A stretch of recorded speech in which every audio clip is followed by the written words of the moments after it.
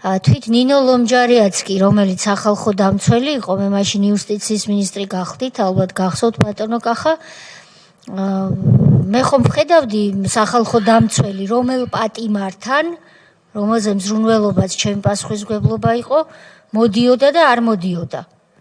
ვანო მერაბიშვილის და სხვა ნაციონალური მოძრაობის წარმომადგენელი პატიმრების გარდა ნინო ლომჯარია სრული პასუხისმგებლობით ვაცხადებ, არც ერთი პატიმრის ბედით ჩემი იუსტიციის მინისტრობის ჟამს არ დაინტერესებულა. როდესაც მე პარლამენტში ვთქვი, ატყდა ჟივილხივილი არასამთავრობო ორგანიზაციების, ოპოზიციის და ნაციონალური მოძრაობის და თავად ნინო ლომჯარიასი, რომ როგორ თუ ვაკადრე სიმართლის თქმა.